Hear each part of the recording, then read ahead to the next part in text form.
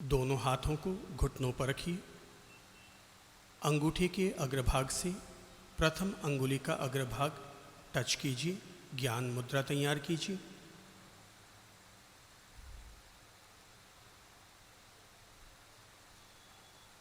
अपने अंतर्मन में यह भाव साकार कीजिए कि मैं स्वयं को गुरु पूर्णिमा के दिव्य अवसर पर गुरुपद के प्रति आभार समर्पित करने के लिए स्वयं को समर्पित कर रहा हूं।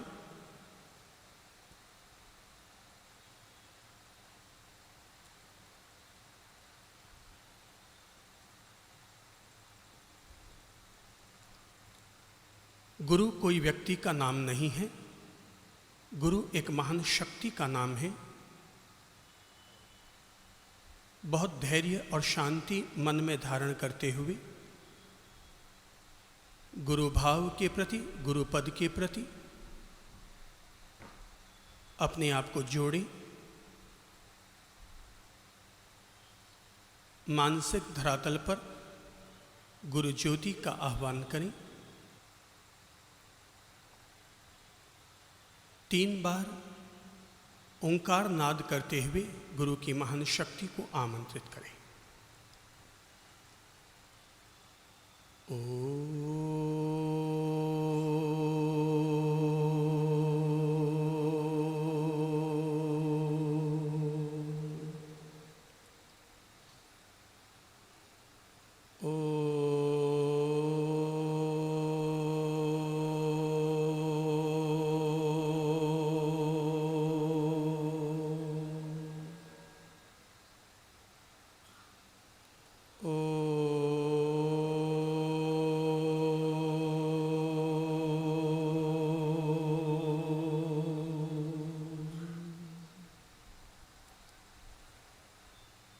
गुरु पद को नमन करने के लिए सभी लोग सामूहिक रूप से मंत्र पाठ करेंगे और गुरु पद को अपने नमन समर्पित करेंगे। ओम श्री गुरवे नमः।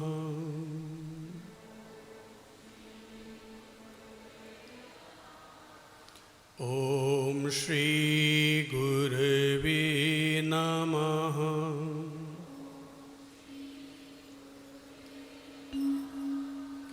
ओम श्री गुरवे नमः।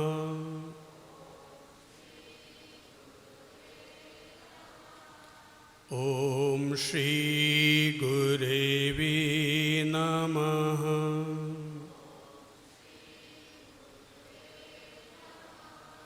ओम श्री गुरवे नमः।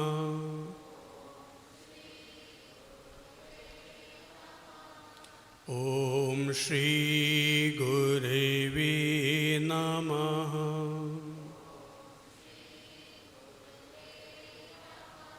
ओम श्री गुरवे नमः।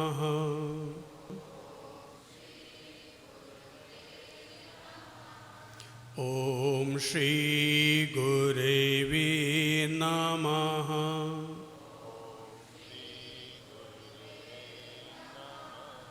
ओम श्री गुरवे नमः।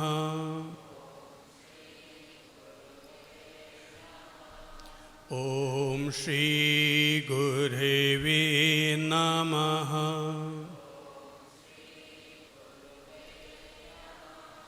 ओम श्री गुरवे नमः। इस प्रार्थना के साथ कि हे गुरुदेव, हमारे अंतर्मन का अज्ञान दूर हो, हमारे भीतर प्रकाश का संचार हो। ओम श्री गुरवे नमः।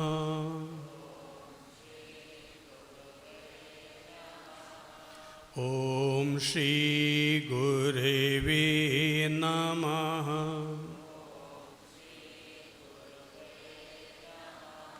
ओम श्री गुरवे नमः।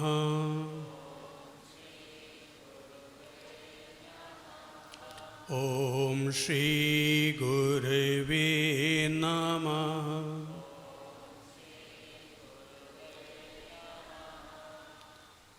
हाथ जोड़ें, करबद्ध होकर विनय भाव से, प्रणति भाव से,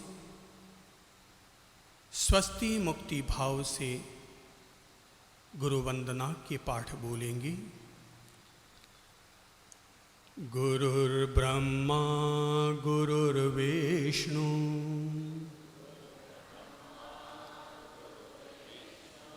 गुरुर्देवो महेश्वरः गुरुर्साक्षात् परब्रह्म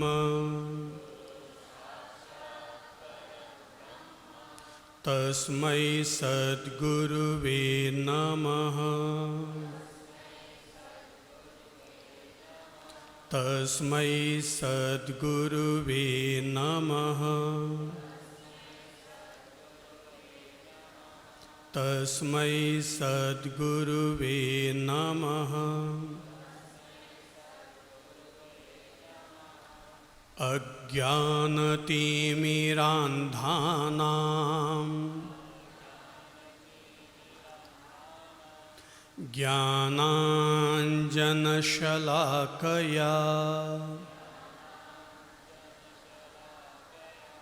चक्षुरुन्मीलितं येन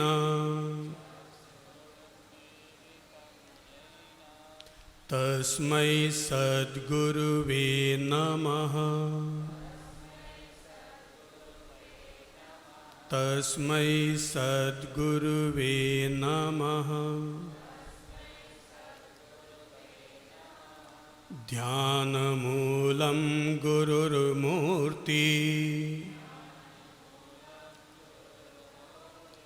पूजामूलं गुरुर्पदम् मंत्रमूलं गुरुर्वाक्यम् मोक्षमूलं गुरुर्कृपा। ॐ सहनाववतु सहनौ भुनक्तु सह वीर्यं करवावहै तेजस्विनावधीतमस्तु मा विद्विषावहै। सर्वे भवन्तु सुखिनः सर्वे सन्तु निरामयाः सर्वे भद्राणि पश्यन्तु मा कश्चित् दुःखभाग् भवेत्।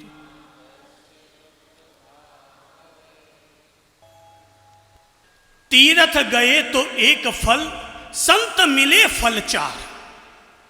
तीर्थ गए तो एक फल, संत मिले फल चार।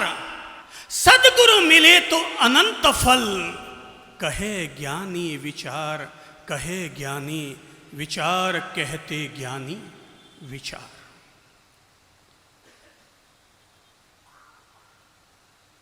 आज सारे भारतवर्ष के लिए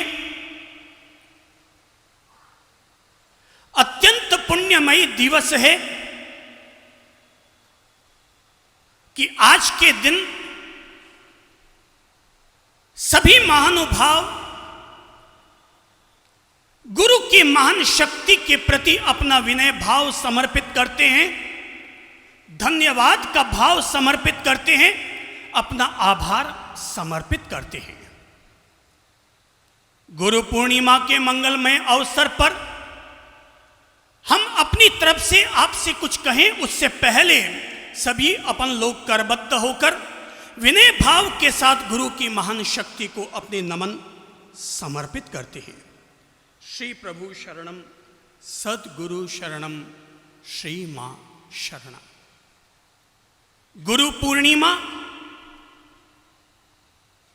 गुरु शब्द का अर्थ होता है, गु का अर्थ होता है अंधकार और रू का अर्थ होता है दूर करने वाला। अंधकार को दूर करने वाली महान शक्ति का नाम है गुरु। पूर्णिमा, जो गुरु अपने आप में पूर्ण मां के समान हुआ करता है, उसी का नाम हम कहते हैं गुरु पूर्णिमा।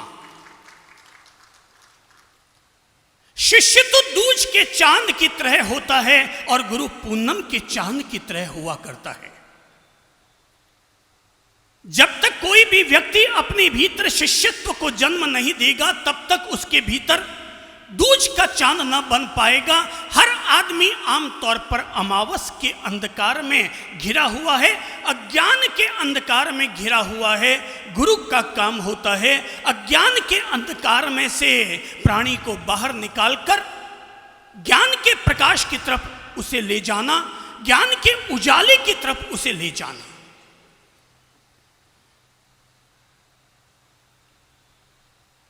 मुझे तो लगता है कि गुरु सूरज की किरण है जो हमारे भीतर आशा, उम्मीद और आत्मविश्वास का सवेरा जगाती है। गुरु तो चंदा की वो चांदनी है जो कि रात के अंधेरे में भी हमारे लिए ज्ञान का उजाला फैलाया करती है।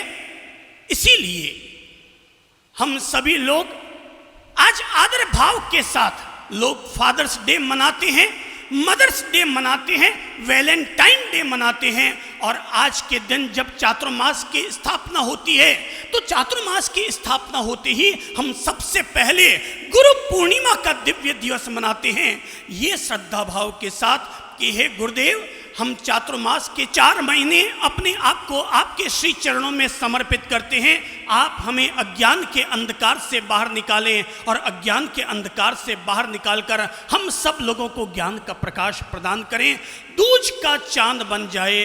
बस यही एक शिष्य की तमन्ना रहा करती है। हो सकता है कि किसी भी व्यक्ति को ईश्वर के बारे में प्रश्न उठ सकता है। कोई धर्म ऐसा है जो ईश्वर को मानता है और कोई धर्म ऐसा है जो ईश्वर को नहीं मानता। पर जो ईश्वर को नहीं भी मानता, तब भी वो एक शक्ति को जरूर मानता है, और वो है गुरु की शक्ति। गुरु की शक्ति, गुरु की शक्ति। और आज जब मैं गुरु पद के साथ अपने आप को और आप सब लोगों को जोड़ रहा हूं, तो गुरु पद पर कुछ कहने से पहले, चूंकि महाराष्ट्र में आए हैं, मुंबई में बैठे हैं, और मुंबई में बैठकर आप और हम सभी गुरु पूर्णिमा के मंगलमय दिवस पर गुरु पद की पूजा संपन्न करेंगे, तो सबसे पहले मैं महाराष्ट्र की ही एक महान घटना के साथ आप लोगों को जोड़ना चाहूंगा। और महाराष्ट्र की महान घटना यह है, महाराष्ट्र के ही एक महान गुरु हुए जिनका नाम था समर्थ गुरु रामदास। क्या नाम? समर्थ गुरु रामदास। और उनका खास शिष्य कि जिस पर ये सारा महाराष्ट्र गौरव करता है, सारे महाराष्ट्र की पहचान है, और वो है जन जन के नायक छत्रपति शिवाजी। कहते हैं कि एक बार छत्रपति शिवाजी अपने गुरु समर्थ रामदास के साथ महाराष्ट्र से दक्षिण भारत की यात्रा के लिए निकले थे। चलते चले जा रहे थे, तब का मौसम था, गुरु और शिष्य 2 ही जा रहे थे। रास्ते में चलते चलते अचानक एक बरसाती नाला आ गया, बरसाती नदी आ गई, और बरसाती नदी को, बरसाती नाले को उन्हें पार करना था। समर्थ गुरु रामदास ने अपने शिष्य छत्रपति शिवाजी से कहा, भाई शिवा, तू नदी के किनारे रुक, मैं उस पार जाता हूं। अगर बीच में कहीं कोई बाधा नहीं होगी तो मैं तुम्हें आवाज देकर के बुला लूंगा, तो उस किनारे चले आना। छत्रपति शिवाजी ने कहा, गुरुदेव आप यहीं पर रुकिए, मैं जाता हूं और मैं उस तरफ जाकर के अगर मार्ग निष्कंटक होगा तो आपको आवाज दे दूंगा, आप चले आइएगा। गुरु रामदास ने कहा, बेटा मैंने कहा ना कि तू यहीं पर रुक, मैं जाता हूं, मैं उस पार जाता हूं और अगर मार्ग में कोई दिक्कत नहीं होगी तो तुम्हें बुला लूंगा। गुरु ने जब ऐसा आदेश दिया तो शिवाजी ने कहा, गुरुदेव आप मेरी विनती मानिए और आप यहीं पर रुकिए, मैं उस तरफ जाता हूं। 5-7 बार जब गुरु के मना करने पर भी छत्रपति शिवाजी अड़े रहे अपनी बात पर, तो समर्थ गुरु रामदास को थोड़ा सा गुस्सा आया और उन्होंने शिवा से कहा, जा शिवा, अगर तेरी इतनी इच्छा है तो जा। और शिवा निकल पड़े, इस किनारे से निकल पड़े, एक हाथ में लाठी लेकर के निकल पड़े और चलते चले गए। पूरा नाला, पूरा बरसाती नाला, पूरी नदिया को पार कर लिया और पार करके जब उस किनारे पहुंचे तो उधर जाकर के अपनी पगड़ी का एक कपड़ा खोला और कपड़ा को लहराते हुए कहने लगे, गुरुदेव आ जाइए, रास्ते में कोई बाधा नहीं है, कोई दिक्कत नहीं है, सारा मार्ग निष्कंटक है, आप आराम से चले आइए। गुरुदेव ने जैसे ही छत्रपति शिवाजी के पगड़ी का पल्ला देखा, निकल पड़े, बरसाती नदी को, नाले को पार कर लिया, उधर उस किनारे पहुंच गए, आगे बढ़ने लगे। और जब आगे बढ़ने लगे, अब सुनिएगा असली ध्यान की बात, जब आगे बढ़ने लगे तो समर्थ गुरु रामदास ने अपने शिष्य छत्रपति शिवाजी से कहा, भाई शिवा आज तूने बड़ा गलत काम किया। बोले, गुरुदेव मैंने क्या गलत काम किया? बोले, आज तूने बड़ा गलत काम किया और गलत काम ये किया कि आज तूने अपने गुरु की आज्ञा का उल्लंघन किया। गुरुदेव आप क्या कहते हैं? मैं शिवा और आपकी आज्ञा का उल्लंघन कर बैठूं, ऐसा तो मैं सपने में भी नहीं सोच सकता। तू सपने में भी नहीं सोच सकता, और जबकि तूने आज मेरी आज्ञा का उल्लंघन कर डाला है। बोले, गुरुदेव आप कैसा कह रहे हैं कि मैंने आपकी आज्ञा का उल्लंघन कर डाला?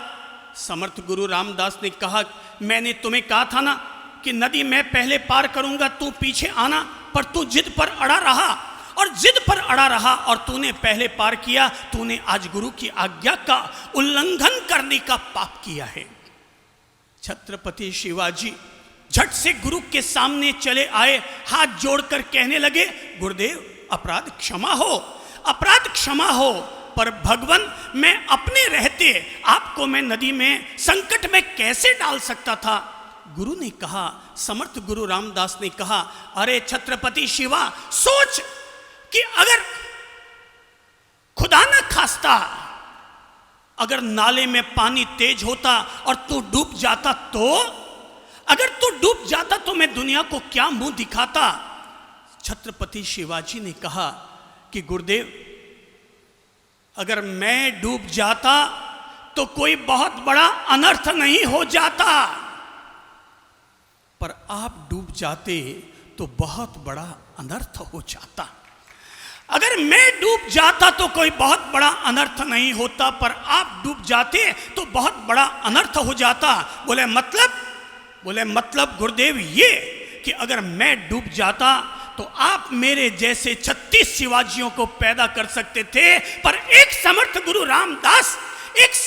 रामदास अगर डूब जाते तो मेरे जैसे 36 शिवाजी मिलकर भी एक समर्थ गुरु रामदास को पैदा नहीं कर सकते थे। समर्थ गुरु शिवाजियों को पैदा करता है, समर्थ गुरु महाराणा प्रताप को पैदा करता है। समर्थ अगर गुरु हो तो इंसान को इंसान नहीं, महात्मा गांधी के रूप में उसे डेवलप कर देता है। असली बात यह होती है कि गुरु अगर हमें समर्थ मिल जाए, समर्थ गुरु अगर मिल जाए तो आदमी नहीं रहता, बल्कि हर आदमी छत्रपति शिवाजी बन जाया करता है। गुरु में ताकत है कि आदमी को छत्रपति बना दे, पर छत्रपति में ताकत नहीं है कि वो किसी को भी समर्थ गुरु बना सके, समर्थ गुरु का निर्माण कर सके। ये किसी भी शिष्य में ताकत नहीं होती। यही वजह है कि संसार में तीन लोगों की ही महिमा गाई गई है। पहला है माँ, दूसरा है महात्मा और तीसरा है परमात्मा। संसार में माँ की महिमा है, परमात्मा की महिमा है, पर माँ और परमात्मा दोनों के बीच की अगर कोई सेतु वाली कड़ी है तो है महात्मा, वो है गुरु की महान शक्ति, वो है गुरु की महान शक्ति। इसीलिए गुरु शंकर कहलाते हैं, क्योंकि गुरु हमारी शंकाओं को दूर करते हैं। जो हमारी शंकाओं को दूर करता है, इसीलिए गुरु को हम शंकर कहते हैं। गुरु हमारे लिए विष्णु हैं, क्योंकि वो हमारे मन के विकारों के विष का, हमारे मन के विकारों के विष का हरण करते हैं। गुरु हमारे लिए महावीर है, क्योंकि वो हमें महान बनाते हैं। गुरु हमारे लिए मोहन है, क्योंकि वो हमारे मन को मोहते हैं। गुरु हमारे लिए दुर्गा है, क्योंकि वो हमारी दुर्गति का नाश करते हैं। गुरु हमारे लिए गुरु है, क्योंकि गुरु हमारे गुरूर को दूर करते हैं, क्योंकि गुरु हमारे गुरूर को दूर करते हैं। यही वजह है कि मैं कभी कभी कह दिया करता हूँ कि गुरु तो वो चित्रकार है, गुरु तो वो चित्रकार होता है जो हमारे जीवन के कोरे कागज को कोरा नहीं रहने देता, बल्कि हमारे कोरे कागज को भी इंद्रधनुष से आनंदमय बना दिया करता है। गुरु तो वो माली हुआ करता है जो कि हमारे जीवन के बीज को, हमारी चेतना के बीज को बीज नहीं रहने देता, बल्कि बीज को भी वट वृक्ष बना देता है। गुरु तो वो कुम्हार होता है जो हमारी माटी को माटी नहीं रहने देता, बल्कि हमारी माटी को भी घड़ा बना दिया करता है, मंगल कलश बना देता है। गुरु तो वो मांझी हुआ करता है जो हमारी नौका को इस पार से उस पार पहुंचा दिया करता है। गुरु तो वो मांझी होता है जो कि इस पार से उस पार पहुंचा देता है। इसीलिए गुरु हमारा सरवर है जो सबकी प्यास बुझाता है। गुरु हमारा तरोवर है जो सबको छाया देता है। गुरुवर तो वो मेघ के समान है जो प्राणी मात्र के लिए अपने ज्ञान का जल और अपने ज्ञान का अमृत बरसाया करता है। यह तन विष की बेलड़ी, यह तन विष की बेलड़ी, गुरु अमृत की खान, शीश दिए और गुरु मिले तो भी सस्ता। जान अगर हमें अपना शीश देकर भी अगर गुरु मिल जाता है तो वो भी हमारे लिए सस्ता सौदा होता है। अतीत में कबीर ने बनाना चाहा था किसी को अपना गुरु, क्योंकि पता चला था कि जब तक किसी व्यक्ति को गुरु नहीं मिलता है तब तक आदमी के जीव का निस्तार नहीं हो पाता है। गुरु बनाने के लिए वो कईयों के पास गए, पर जाति के जुलाहे थे, इसलिए किसी ने भी उनको शिष्य बनाना कबूल न किया। आखिर वो गंगा के तट पर निकल पड़े और गंगा के तट पर गए और वहां जाकर के सीढ़ियों पर सो गए, ये सोचकर कि कोई न कोई समर्थ गुरु इधर से गुजरेगा, और कुछ नहीं तो उनके पांव की धूल भी अगर मेरे शरीर पर पड़ गई, मेरा तो इतने में ही निस्तार हो जाएगा। कबीरदास चले गए, गंगा की पेड़ी पर जाकर के सो गए, और तभी उधर से रामानुजाचार्य गुजरे और नहाने के लिए, गंगा स्नान करने के लिए जा रहे थे। और जाते जाते जैसे ही उन्हें पता भी न चला, सुबह ब्रह्म मुहूर्त का समय, 4 बजे का समय, पांव उनका सीधा चलते चलते कबीर के शरीर पर गिर पड़ा। और जैसे ही कबीर के शरीर पर गिरा, गिरते ही मुंह से निकल पड़ा राम राम राम राम राम राम राम राम। और जैसे ही राम राम निकला, कबीरदास हाथ जोड़कर बैठ गए और कहने लगे, गुरुदेव, मैंने केवल आपके मुंह से गुरु मंत्र लेना था, आपके मुंह से गुरु मंत्र लेना था, और आपके मुंह से जो राम राम राम राम निकला है, बस आज के बाद वही मेरे लिए गुरु मंत्र बन जाएगा, आज के बाद यही मेरे लिए गुरु मंत्र बन जाएगा। अचानक मुंह से निकला हुआ राम का शब्द भी कबीरदास के लिए गुरु मंत्र बन गया। इसीलिए कबीर कहा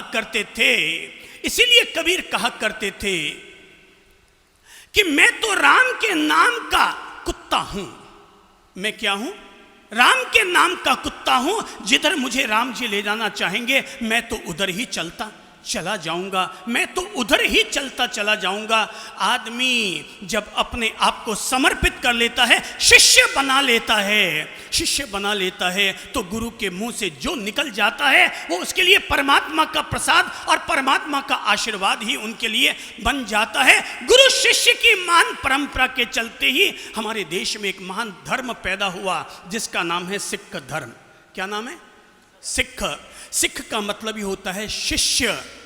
एक ऐसा धर्म जो गुरुओं का धर्म भले ही कहलाता हो, पर वहां पर सबसे बड़ी एक ही चीज चलती है, और वो चीज चलती है शिष्य धर्म। कि अगर तुम्हें ईश्वर को पाना है तो गुरु बनने के लिए लालायित मत हो, अपने आप को शिष्य बनाने के लिए लालायित हो। शिष्य अगर बन गया तो गुरु की कृपा अपने आप बरस गई। मैंने कभी अतीत में अपने गुरुजनों के मुंह से सुना था कि एक राजा को मंत्र सिद्ध करना था, और जब मंत्र सिद्ध करना था तो उसने अपने महामंत्री से कहा कि महामंत्री, मैं मंत्र सिद्ध करना चाहता हूं, बोलो मुझे क्या करना चाहिए? मंत्री ने कहा, राजन, आप किसी समर्थ गुरु के पास जाइए, महान गुरु के पास जाइए, और उनके पास रहकर विधि सहित मंत्र साधना कीजिए। राजा ने कहा, मैं ये गुरु को नहीं मानता, गुरु भी आखिर इंसान होता है, मैं इंसान जैसे गुरु को नहीं मानता। महामंत्री ने कहा, राजन, भले ही वो इंसान के रूप में होते हों, लेकिन जो जिस चीज का पात्र होता है, जब तक कोई व्यक्ति उसके सानिध्य में नहीं जाता तब तक उस व्यक्ति की मंत्र साधना पूरी नहीं होती। धर्म के वो अधिकारी हैं, मंत्र साधना के वो अधिकारी हैं, आप उनके पास जाइए और उनके पास जाकर अपनी मंत्र साधना संपन्न कीजिए। राजा ने इनकार कर दिया, बोले मैं किसी गुरु को नहीं मानता, मैं खुद ही अपनी मंत्र साधना करूंगा और मंत्र सिद्ध करूंगा। पूरे 3 वर्ष बीत गए पर फिर भी उनकी मंत्र साधना सिद्ध न हो पाई। उसने फिर महामंत्री से कहा, भाई मैं क्या करूं, मेरी मंत्र साधना सिद्ध नहीं हो पा रही। महामंत्री ने कहा, राजन, मैंने कहा ना, आप किसी महान गुरु के सानिध्य में जाइए, उनके पास बैठकर विधि सहित मंत्र साधना कीजिए। गुरु के सानिध्य में जाते ही आपके तन मन के विकार खत्म हो जाएंगे। गुरु के सानिध्य में जाते ही आपके भीतर मंत्र साधना सिद्ध होने की ताकत अपने आप पैदा हो जाएगी। बोले, भाई मैंने कहा ना कि मैं गुरु को नहीं मानता। जैसे ही इस बार कहा कि मैं गुरु को नहीं मानता, मैं तो खुद ही मंत्र साधना करना चाहता हूं, तो अचानक महामंत्री को न जाने क्या सूझा, उसने बगल में खड़े हुए सैनिकों से कहा, ए सैनिकों, जल्दी से दौड़कर आओ और राजा को कैद कर लो। राजा चौंका कि जाओ और राजा को कैद कर डालो। महामंत्री का आदेश था, पर इसके बावजूद एक भी सैनिक हिम्मत न कर पाया कि राजा को कैद कर सके, राजा को सीखचों में बंद कर सके। राजा को भी गुस्सा आया कि महामंत्री ये क्या कर रहा है। राजा ने तत्काल महामंत्री के इस अपराध के लिए दंडित करने के लिए सैनिकों को आदेश दिया, तत्काल इस महामंत्री को पकड़ लिया जाए जिसने कि राजा को कैद करने का आदेश दिया। झट से सैनिक दौड़े और महामंत्री को कैद कर लिया, और जैसे ही महामंत्री को कैद किया, महामंत्री जोर से हंस पड़ा और कहने लगा, महाराज, मैंने कहा ना आपसे कि जो आदमी जिसका अधिकारी होता है उसी आदमी के सानिध्य में जाने से ही मंत्र साधना सफल हो पाती है। राजा चौंका, उसने कहा, क्या कह रहे हैं आप, तुम कह क्या रहे हो? महामंत्री ने कहा, महाराज, मैंने आदेश दिया सैनिकों को कि राजा को पकड़ लो, मगर किसी ने भी राजा को न पकड़ा, हाथ भी बढ़ाने की हिम्मत न की। पर राजन, जैसे ही आपने आदेश दिया कि मंत्री को पकड़ लिया जाए, मेरा मंत्री धरा का धरा रह गया पद, और सब लोग आकर के मुझे पकड़ने लग गए। महाराज, आदेश देना राजा का काम है, आदेश देना राजा का काम है, ये आपके ही अधिकार क्षेत्र की बात है, महामंत्री के अधिकार क्षेत्र की बात नहीं है। ठीक ऐसे ही गुरु का ये अधिकार होता है कि अगर आप उसके सानिध्य में जाएंगे तो आपकी मंत्र साधना तत्काल सिद्ध होगी। और जब तक आप गुरु का सानिध्य प्राप्त न करेंगे, जपते रहो मंत्र, पूरी जिंदगी गुजर जाएगी। पर जब तक आदमी को सही एनवायरनमेंट, जब तक आदमी को सही वातावरण और सही सानिध्य न मिलेगा, किसी भी व्यक्ति की मंत्र साधना सिद्ध नहीं हो पाएगी। जब तक कोई व्यक्ति गुरु के सानिध्य में नहीं जाएगा, तब तक उसकी मंत्र साधना सिद्ध ही ना हो पाएगी। इसीलिए जरूरी है आप अगर नवकार मंत्र का भी पाठ करते हैं, गायत्री मंत्र का भी पाठ करते हैं, मैं कहूँगा पाठ अब तक आपने लाखों और हजारों दफा किया होगा, पहले किसी समर्थ गुरु के पास जाकर उनके मुखारविंद से, क्योंकि उन्हें वो मंत्र सिद्ध हुआ करते हैं, उनके निर्मल जीवन के साथ, उनके सानिध्य के साथ अपने कान में वो मंत्र फुंकवाइए, अपने कान में वो मंत्र फुंकवाइए, अपने हृदय पर उनका हाथ रखवाइए, अपने शीश पर उनका हाथ रखवाइए, आशीर्वाद लीजिए और फिर मंत्र साधना कीजिए। आपका नवकार मंत्र भी आपको सुख शांति और समृद्धि देगा, गायत्री मंत्र भी आपको सुख शांति और समृद्धि देगा। आपके घर के वास्तु दोष दूर होंगे, नवग्रहों में अनुकूलता अपने आप आने लग जाएगी। यही है गुरु की महान शक्ति का प्रभाव और चमत्कार। मैं बड़ी श्रद्धा और भावना के साथ गुरुपद का सम्मान करता हूं। मैं मानता हूं कि मेरे जीवन में मैंने जब दीक्षा ली थी तो मेरे एक गुरु हुए थे जिनका नाम था आचार्य कांति सागर जी महाराज। पर मैंने अगर उनके पास दीक्षा ली, वो मेरे गुरु बने, पर मैं बता दूं मेरा गुरु केवल कोई एक व्यक्ति नहीं है। मेरे जीवन में अनेक अनेक ऐसे महानुभाव बने जो मेरे लिए गुरु तुल्य स्थान और आदर रखते हैं।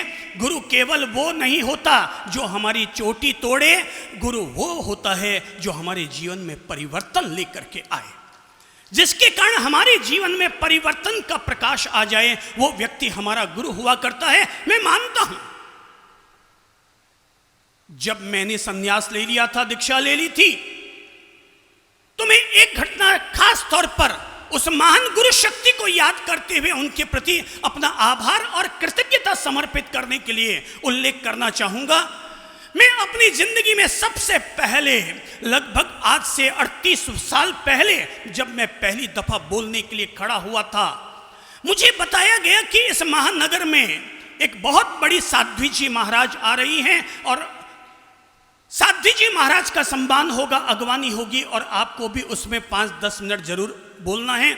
मैं तब तक, मुझे संन्यास लिए हुए, दीक्षा लिए हुए तब करीबन 1 साल हुए होंगे। मैंने तब तक कभी भी कोई भी लेक्चर, कोई भी प्रवचन, कोई भी व्याख्यान, भाषण मैंने कभी नहीं दिया। बस केवल धर्म की किताबें पढ़ता था, पाठ याद करता था, सूत्रों को याद करता था। और तब मुझे कहा गया कि आपको भी बोलना है। मैंने कभी बोला नहीं है। ललित प्रभु जी ने कहा मैंने भी कभी बोला नहीं, पर समाज के लोगों ने आग्रह किया कि नहीं, आपको बोलना ही पड़ेगा, बोलना ही पड़ेगा, बोलना ही पड़ेगा। संत अगर ना बोले और केवल साध्वी बोले तो ये ठीक नहीं लगेगा। बस ठीक है। बात गुजरात की थी और घटना कुछ ऐसी घट गई कि लोगों का दबाव था, तो मैंने फिर एक अच्छी प्यारी सी प्रवचन की किताब खोली। वो प्रवचन की किताब एक बड़े आचार्य की थी जिनका नाम था वल्लभ सूरी। मैंने उनके वल्लभ प्रवचन की किताब खोली और एक किताब, उसमें से जो पहला प्रवचन था मैंने उसे 3 बार, 4 बार, 5 बार पढ़ा, पॉइंट नोट किया और दिमाग में 10 मिनट का प्रवचन मैंने जैसे तैसे घुसेड़ा। जैसे तैसे मैंने अपने प्रवचन अपने भीतर घुसेड़ा और जैसे ही साध्वी जी का प्रवेश हुआ, तय था कि मुझे भी बुलवाया जाएगा। और जैसे ही मेरे बोलने की वेला आई, क्योंकि कुछ लोगों का आग्रह था कि पहले संत बोलेंगे बाद में साध्वी बोलेगी, तो ऐसे जो आग्रह रखते थे उन्होंने झट से घोषणा की कि अब आपके सामने चंद्र प्रभु जी 10 मिनट का वक्तव्य देंगे। और जैसे ही मेरे मुंह के सामने माइक लाकर रखा गया, 1000, 1500, 1500 लोगों की पब्लिक थी कि दूसरे पक्ष वाले झट से खड़े होकर आ गए और उन्होंने कहा कि ये तो कल महाराज बने हैं, ये क्या बोलेंगे? अरे ये तो कल महाराज बने हैं, ये क्या बोलेंगे? अरे साध्वी जी, उनको दीक्षा लिए हुए 30 साल हो गए, वो बोलेंगे, वो बोलेंगे। पर पहला पक्ष अड़ गया। भले 30 साल हुए हों कि 10 साल हुए हों, पर मुनि जी पहले बोलेंगे, बस ये कहकर के वो अड़ गए। और मेरे सामने माइक रखा गया, दूसरे पक्ष के लोग आए, उन्होंने मेरे मुंह के आगे से माइक छीन लिया। माहौल बिल्कुल गर्मा गया। समझिएगा, मैं जिस गुरु के प्रति अपनी कृतज्ञता समर्पित करने के लिए यह घटना कह रहा हूं, मैं ये बता रहा हूं कि माहौल उस समय इतना गर्मा गया कि न तो मैं बोल पाया, न साध्वी जी बोल पाए। समाज के लफड़े में वो सारा का सारा कार्यक्रम का क्रियाकर्म हो गया। सारे कार्यक्रम का क्रियाकर्म हो गया। और तब अगले दिन घोषणा हो गई कि कल केवल साध्वी जी को बुलाएंगे, इनको नहीं बोलने देंगे, ये वो हाका हुक्का करके मामला, सारे लोग हो हल्ला करते हुए चले गए। मुझे उस दिन बहुत फीलिंग हुई कि पता नहीं हम लोगों ने कौन सा गलत कदम उठा लिया।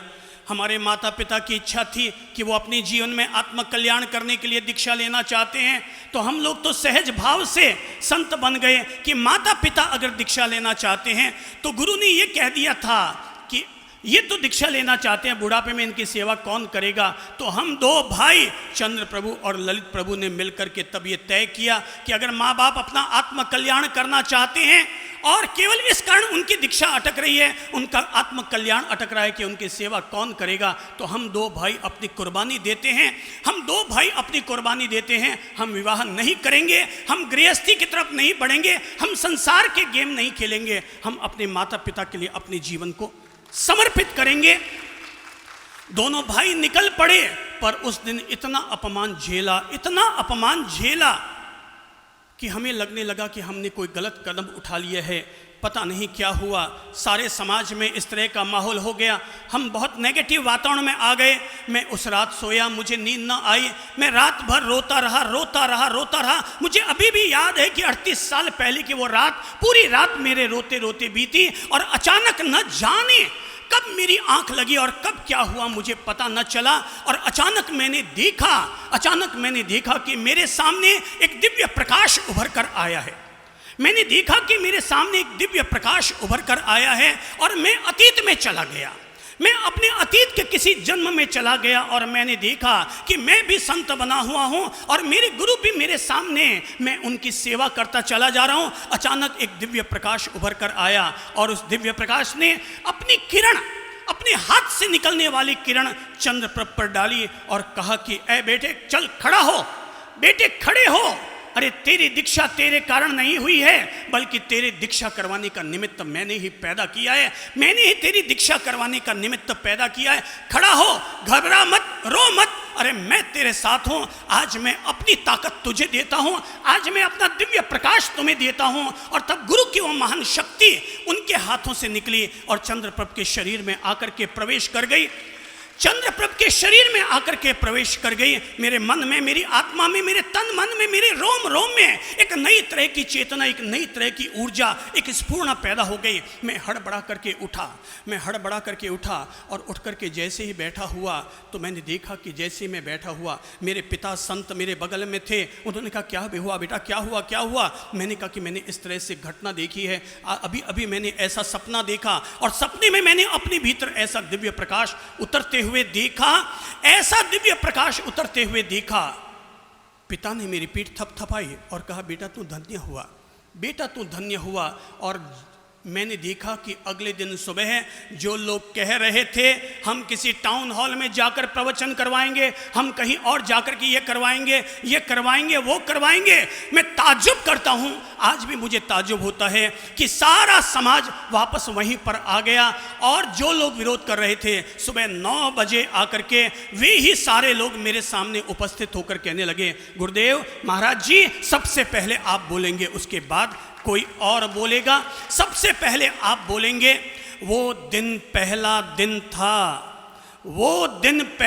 था जिस संत के आगे से, मुंह के आगे से माइक हटा दिया गया था। उस दिन से चंद्र प्रभु ने बोलना शुरू किया। सारे देश भर में बोलता रहा, आज तक उसको टक्कर देने वाला दूसरा कोई पैदा नहीं हुआ, कोई दूसरा पैदा ना हुआ। ये बात मैं अभिमान के साथ नहीं कहता, बल्कि ये बात मैं आभार समर्पण के साथ कहता हूं कि उस महान शक्ति के कारण, उस गुरु की महान शक्ति के कारण ये दिव्यता, ये शक्ति हमें प्राप्त हुई। आज मैं जो कुछ हूं वो अपनी बदौलत कम और उन गुरुओं की महान शक्तियों के बदौलत में कुछ ज़्यादा हूँ। आज जो कुछ भी हूँ उन गुरुओं की महान शक्तियों के बदौलत मैं कुछ ज़्यादा हूँ। और इसीलिए मैं कहना चाहूँगा कि जिन गुरुओं की शक्तियों के बदौलत मैं बना, आप भी बने होंगे और आपके जीवन में भी कोई न कोई, किसी न किसी गुरु का सानिध्य प्राप्त हुआ होगा।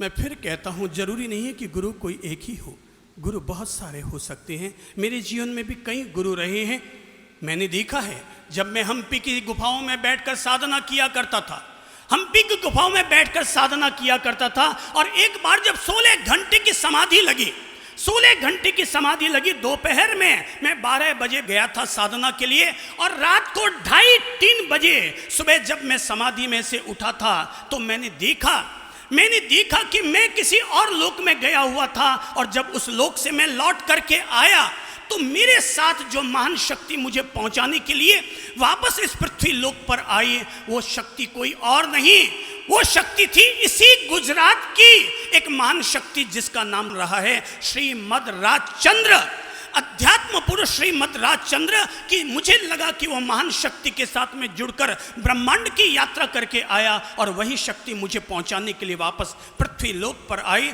श्रीमद राजचंद्र मेरे लिए गुरु के समान रहे। मैंने देखा, मैं कभी माउंट आबू में जब प्रवास किया करता था तो माउंट आबू के प्रवास के दौरान मैं एक संत के संपर्क में आया, और जब संत के संपर्क में आया तो पहले ही दिन एक खास घटना घटित हो गई। मैं उस संत के बरामदे में खड़ा था, सूरज को देख रहा था, और देखते देखते मैं ध्यान में डूब गया। सूरज अस्त हो गया, मुझे पता भी न चला। रात को 9:30 पौने 10 बजे जब मेरी ध्यान समाधि पूरी खुली तो मैंने देखा कि चारों तरफ अंधेरा है, पर मेरे मन में बहुत शांति, एक गहन शांति साकार हो चुकी है। मैं जिस संत के यहाँ था उस संत का नाम था संत अमिताभ। उस संत ने पूरे 22 साल तक रात और दिन 22 साल तक अखंड मौन व्रत रखा था, और उसका मुझ पर यह प्रभाव पड़ा कि जब मैं वहाँ से निकला तो मेरे मन पर भी प्रभाव पड़ा, और मैंने भी तब ये फैसला कर लिया कि मैं आज के बाद सूर्यास्त से लेकर सूर्योदय तक मौन रखूंगा। उस बात को आज 28 से 29 साल हो गए, और 29 साल हो गए, और 29 साल तक मैं रोजाना 12 घंटे का मौन व्रत रखता चला आया हूँ। प्रकाश किससे मिलेगा, प्रभाव किसका पड़ेगा, मुझे नहीं पता। मैं था एक साध्वी के संपर्क में। साध्वी का नाम था साध्वी विचक्षण श्री। जयपुर में यह साध्वी हुई, और वो साध्वी को कैंसर का महान रोग हो गया, कैंसर का भयानक रोग हो गया। लेकिन मैंने देखा कि उस साध्वी के आंचल में, छाती में जो कैंसर हुआ था, पर कैंसर के बावजूद उसने कोई दवा नहीं ली। भयंकर व्याधि में भी उसके मन में बराबर लगातार उस साध्वी के समाधि बनी रही। मैंने संन्यास लेने से पहले उस साध्वी का सानिध्य पाया। आज भी जब भी मेरे शरीर में अगर रोग आ जाता है, वो साध्वी मेरे लिए गुरु के समान आदर्श रहती है। और मैं उस साध्वी को याद करता हूँ कि जब वो साध्वी कैंसर को भी झेल सकती है तो मैं छोटी मोटी बीमारियों को क्यों नहीं झेल सकता। मेरे जीवन में भेद विज्ञान जो घटित हुआ, शरीर और आत्मा अलग अलग है, इसकी जो महान अनुभूतियां घटित हुई, उसमें पहली अगर कोई गुरु बनी तो साध्वी विचक्षण श्री बनी। मेरे गुरुओं में शिक्षक भी रहे, शिक्षक भी मेरे गुरु रहे, और शिक्षकों में मैंने देखा एक शिक्षक रहे जिनका नाम रहा है डॉक्टर सागरमल जैन। मैंने उनसे कहा था कि आज मुझे पीएचडी के बारे में, ये बात तब की है जब मैं पीएचडी करता था, शास्त्रों का अध्ययन करता था, डॉक्टरेट की पढ़ाई कर रहा था जिस समय, तो मैंने अपने उस डॉक्टर जैन से कहलाया कि आज रात को मुझे आपसे कुछ चर्चा करनी है, कृपा करके 1 घंटे का समय लेकर आ जाइएगा। उन्होंने कहा मैं 7 बजे आऊँगा, पर रात को 9 बजे आए। इंतजारी करते रहे, रात को 9 बजे आखिर वो आए। हम उनकी इंतजारी कर रहे थे, बैठ गए। 10:30 बजे तक हम लोग आपस में चिंतन मनन करते रहे। अचानक 10:30 बजे उनका हाथ सिर पर गया तो हाथ में वापस खून उनके आया। हम चौंके, उनका हाथ खून से भरा हुआ था, हम चौंके, क्या बात है डॉक्टर साहब, ये क्या हुआ, आपके हाथ में खून कैसे? बोले कि दरअसल क्या हुआ कि जब आपका संदेशा आया तो मैं सेविंग करवा रहा था, मैंने सेविंग करवाई, हजामत करवाई, मैं नहाने के लिए बाथरूम में गया, बाथरूम में अंदर गया तो नहाने के लिए बैठा, पर जैसे ही खड़ा हो रहा था कि नल की टक्कर लगी और नल मेरे सिर में चला गया, खून बहने लगा। मैंने 15 मिनट तक अपने सिर पर हाथ रख करके खून दबाना चाहा, और जब मुझे लगा कि अब खून रुक गया है तो मैं आपके पास चला आया। हमने कहा कि फिर आप ना आते, कल बैठ जाते, हमें संदेशा करवा देते। उन्होंने जवाब में वापस यही कहा, ऐसा कैसे हो सकता है महाराज साहब, आप मुझे बुलाएं और मैं खून की परवाह करूं या आपकी परवाह करूं। मैं चला आया। रात को 10:30 बजे होंगे, पर हमने तब जाना कुछ गृहस्थ भी ऐसे महान होते हैं जिनके भीतर संतों से भी ज़्यादा बड़ी समता हुआ करती है। पता नहीं हमारे जीवन में ऐसे कितने कितने गुरु तुल्य व्यक्ति रहे होंगे जिनका हमारे जीवन पर प्रभाव और प्रकाश रहा है। मेरे भाई बहनों,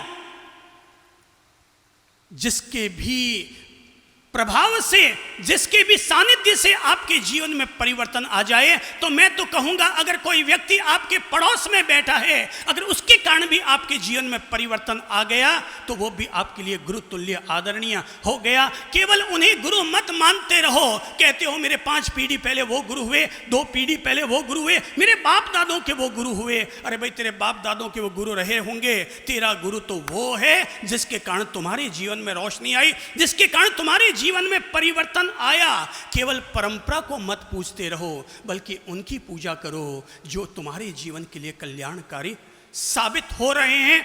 एक महाविद्यालय में गुरुकुल के कुलपति अपने छात्रों के सामने बैठे हुए थे और बैठे बैठे ही उन्होंने अपने छात्रों की परीक्षा लेनी चाहिए। और परीक्षा में उन्होंने पूछा, ऐ मेरे प्रिय छात्रों, बताओ कि दुनिया में लोहा ज़्यादा मूल्यवान होता है कि चांदी? क्या क्वेश्चन था? जोर से बोलिए तो, सब बोलो तो। लोहा ज़्यादा मूल्यवान है या चांदी?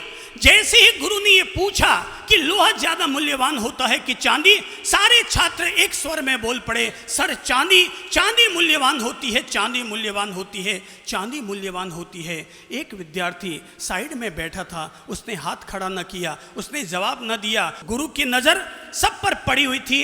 गुरु ने उससे पूछा, क्या बात है, तुमने हाथ खड़ा नहीं किया, तुमने कोई जवाब नहीं दिया? वो खड़ा हुआ, विनय भाव के साथ उसने गुरु के प्रति सम्मान समर्पित किया और सम्मान समर्पित करते हुए कहा कि गुरुदेव, मेरी नजर में लोहा चांदी से भी ज्यादा मूल्यवान है।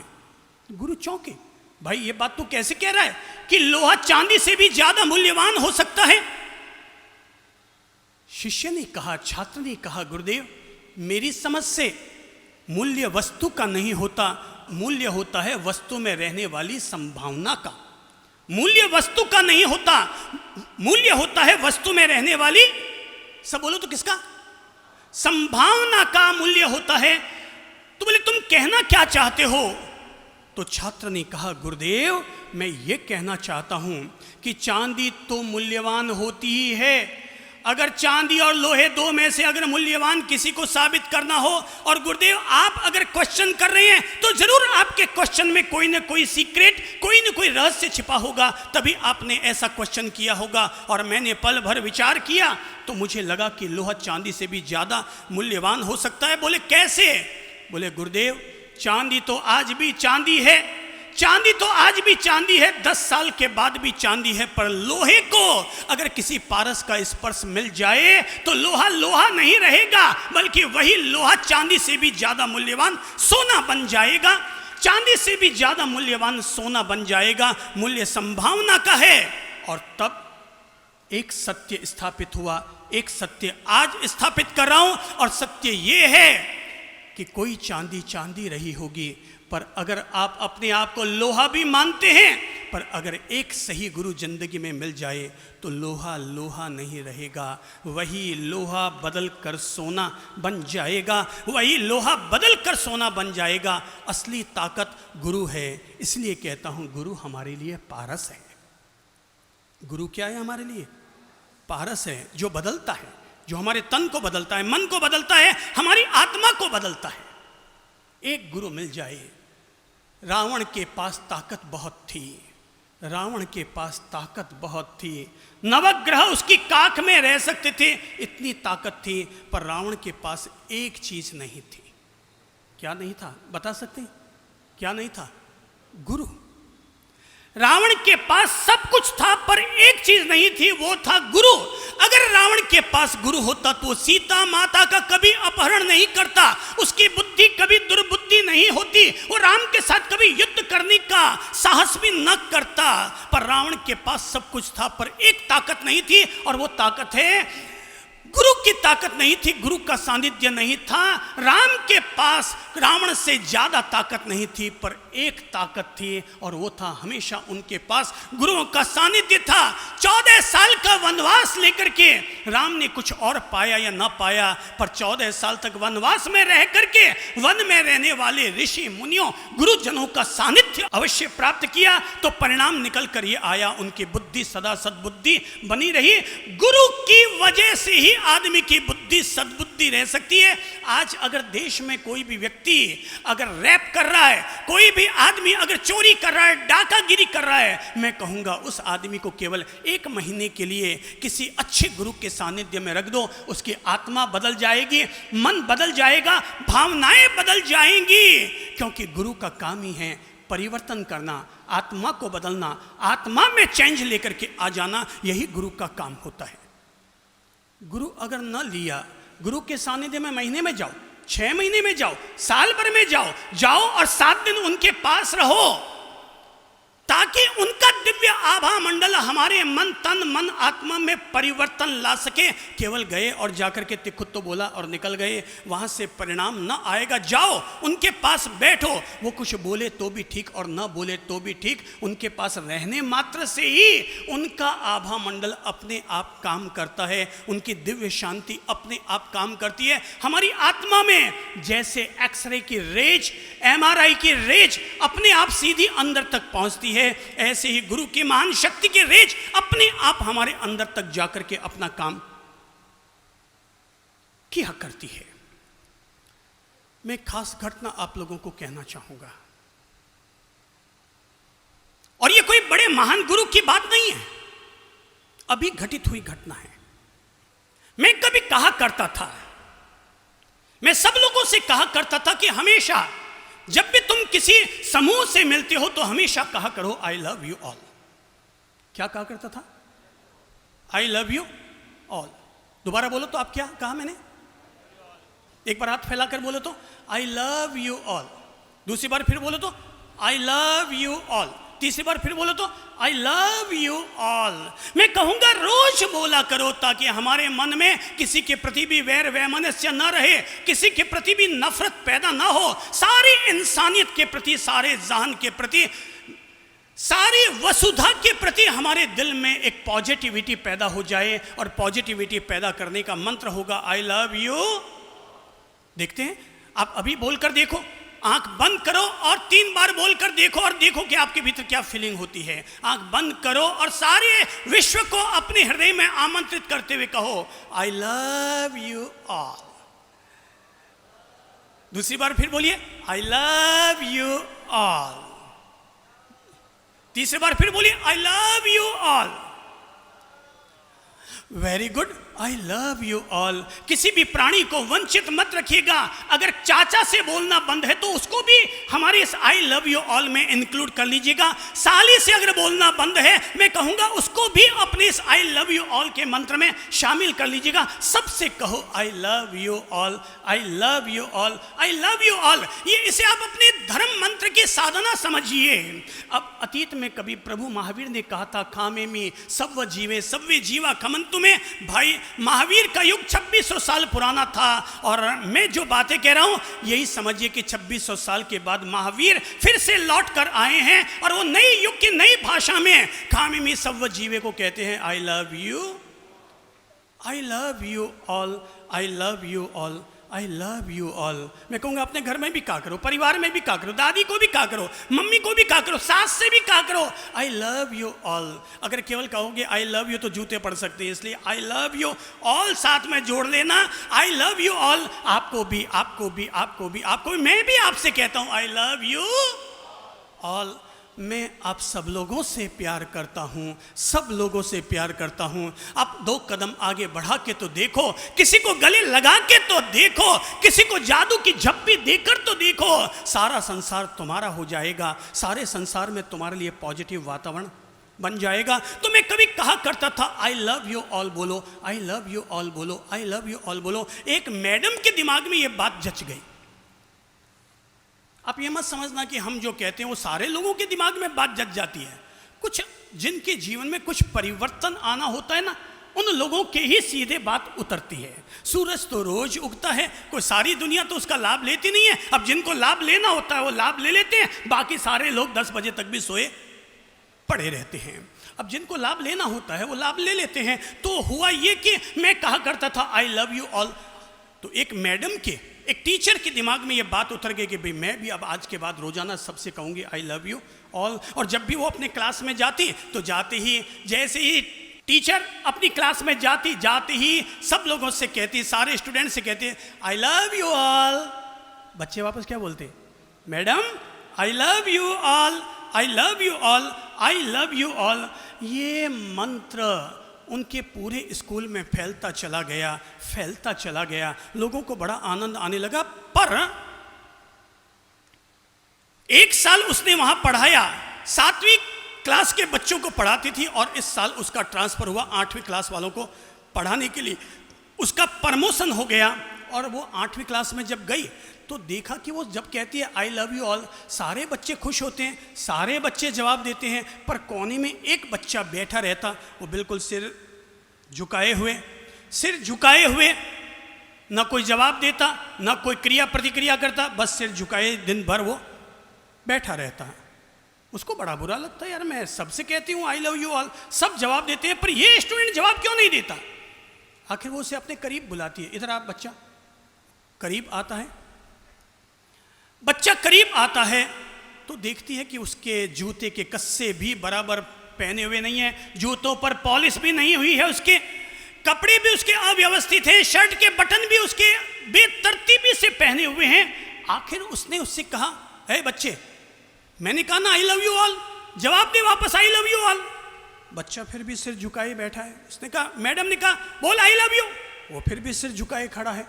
मैडम को आया गुस्सा, मैडम ने उठा के 2-3 टिका दी। बच्चा रोने लग गया, सुबक कर रोने लग गया। अब रोने लग गया तो मैडम ने उसे छोड़ दिया कि रो रहा है, छोड़ दो। बच्चा चला गया, जाकर के अपनी कुर्सी पर बैठ गया।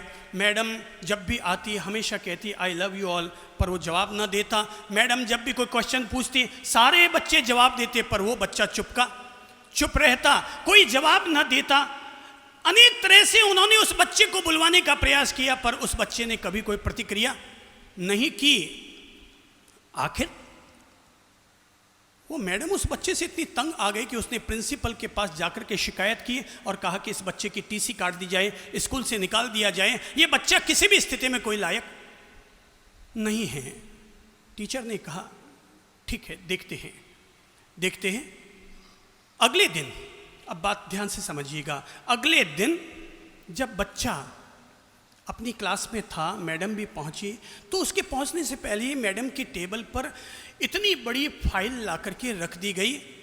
मैडम ने फाइल देखी तो चौंक पड़ी, क्योंकि ये फाइल उसी बच्चे की थी जिस बच्चे का नाम रहा है आशीष। बच्चे का नाम क्या बताया मैंने? आशीष। और उसी बच्चे की जब फाइल उसके सामने थी तो वो चौंक पड़ी कि इस बच्चे की फाइल मेरे सामने क्यों रखी गई। उसने पलटा, जैसे ही पलटा फाइल को तो देखकर चौंक पड़ी। आशीष जो हर साल अपनी क्लास में गोल्ड मेडलिस्ट पास होता रहा है, हर साल पूरी स्कूल का गौरव बनता रहा है, हर साल अपने स्कूल का नाम बनाता रहा है, और पन्ने पलटती गई।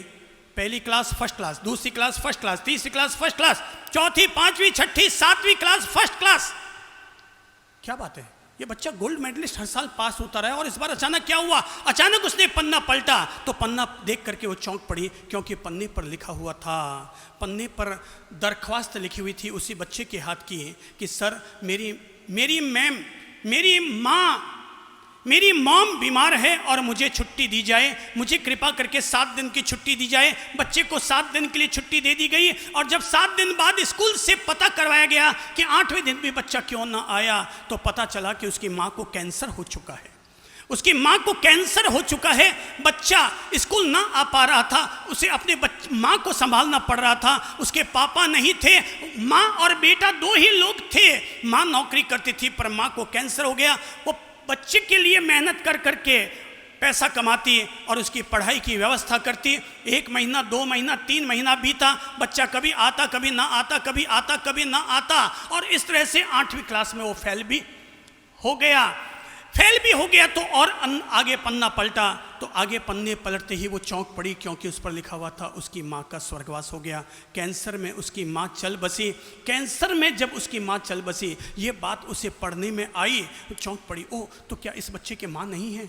ओ सॉरी, आई एम सॉरी, मैंने इस बच्चे को थप्पड़ मारा, मैंने इस बच्चे को डांट लगाई, मैंने इस बच्चे के प्रति न जाने क्या क्या गलत सोचा, जबकि इस बच्चे की माँ भी नहीं है। मैंने सोचा इस बच्चे को बटन भी पहनने नहीं आते, जूते भी पहनने नहीं आते, कस्से भी से बांधने नहीं आते।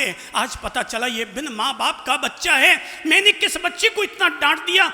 उसके मन में बड़ी पीड़ा होने लगी। वो आंख भर आई उसकी, और भरी हुई आंखों से वो खड़ी हुई और जोर से कहने लगे, I love you all, I love you all, I love you all. उसे लगा आज वो कह तो रही है सबसे आई लव यू ऑल, पर आज हकीकत में आई लव यू केवल एक बच्चे के प्रति पैदा हो रहा है, बाकी सब के प्रति तो केवल फॉर्मेलिटी अदा हो रही है। वो उस बच्चे के पास गई, बच्चे के पास गई, अपने करीब लिया, करीब लेकर के कहा, ऐ मेरे बच्चे, ऐ मेरे बेटे, ऐ मेरे बेटे, ऐ मेरे बेटे। और जैसे ही कहा ऐ मेरे बेटे, बेटा शब्द सुनते ही बच्चा मॉम के गले लग पड़ा और फपक फपक के रोने लगा, फपक फपक के रोने लगा। उसने पूछा, बेटा क्या हुआ, क्या हुआ बेटा? बोले, मैंने 2 साल में पहली बार किसी के मुंह से अपने लिए बेटा शब्द सुना।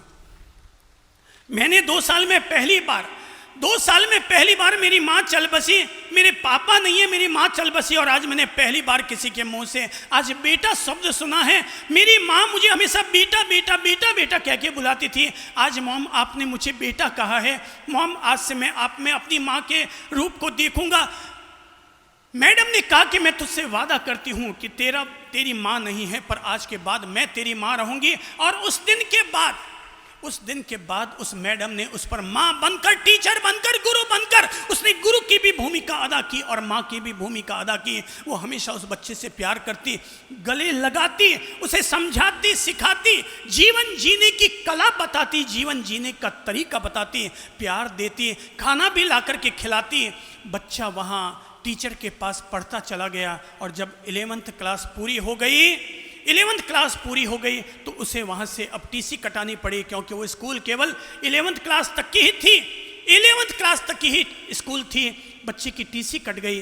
बच्चे ने टीसी कटने से पहले मॉम को एक गिफ्ट ला करके दिया। अखबार में लपेटा हुआ गिफ्ट था, अखबार में लपेटा हुआ गिफ्ट था, और गिफ्ट में उसने अपने माँ का वो कंगन ला करके दिया, जिसमें कई जगहों से मोती अभी भी निकले हुए थे। वो उसका कंगन देखती है, समझ जाती है इसकी मम्मा का, ये मम्मा का स्मृति चिन्ह है, मम्मा की यादगार है। वो उस कड़े को अपने पास ले लेती है, और ये सोच करके अब मुझे इसके प्रति अपनी माँ की भी भूमिका अदा करनी है। गुरु की भूमिका तो अदा की, माँ की भी भूमिका अदा करनी है। वो कड़ा वो पहन लेती है। दिन बीत जाते हैं, साल बीत जाते हैं। अचानक एक दिन मैडम के पास एक चिट्ठी आती है, हवाई जहाज की टिकट होती है, और चिट्ठी में लिखा रहता है, मैडम मेरी सगाई होने वाली है, शादी होने वाली है। मैं चाहता हूं कि आप मुझे आशीर्वाद देने के लिए ज़रूर आएं। अगर आप आएंगे तो ही मेरी शादी हो पाएगी, और आप ना आए तो मैं शादी या सगाई कभी नहीं करूंगा। नीचे लिखा हुआ था आशीष। वो चौंक पड़ी। ओह, नीचे नाम लिखा हुआ था आशीष, और आशीष के साथ लिखा हुआ था डॉक्टर आशीष। तो क्या वो बच्चा पढ़ लिख करके आज डॉक्टर बन चुका है? क्या वो बच्चा पढ़ लिख करके अब डॉक्टर बन चुका है? मैं उसकी शादी में जरूर जाऊंगी। सगाई के दिन रवाना हुई फ्लाइट से, लेकिन फ्लाइट 2 घंटा लेट पहुंची। वो उस मैडम की इंतजार करता रहा, कब आए कब आए कब आए। सारे दोस्त लोग इंतज़ार कर रहे थे। भाई तू किसका इंतज़ार कर रहा? बोले मुझे किसी का इंतज़ार है, मुझे किसी का इंतज़ार है। बोले मुहूर्त टलता चला जा रहा है। उसने कहा मुहूर्त मूल्यवान नहीं है, मेरे लिए वो जो आने वाली है वो कहीं ज़्यादा मूल्यवान है। वो जो आने वाली है वो मेरे लिए ज़्यादा मूल्यवान है। और आखिर 2 घंटे के बाद जब वो मैडम पहुंचती है, जैसे ही हॉल के अंदर आती है, डॉक्टर की आंखें ये देख कर के भर आती है, क्योंकि मैडम के हाथ में अभी भी उसकी माँ का दिया हुआ जो कड़ा था वो अभी भी पहना हुआ है, जिसके और 4 मोती और निकल चुके हैं। वो आगे बढ़ता है, मैडम के पांव छूता है, मैडम उसे गले लगा लेती है। वो अपने बीच आंगन में लेकर आता है और सबसे कहता है, मैं कहता था ना कि मुझे किसी का इंतज़ार है। यही वो महान शख्सियत है जिसका मुझे इंतज़ार रहा है, यही वो महान शख्सियत है जिसका मुझे इंतज़ार रहा है। लोग पूछते हैं कौन है ये?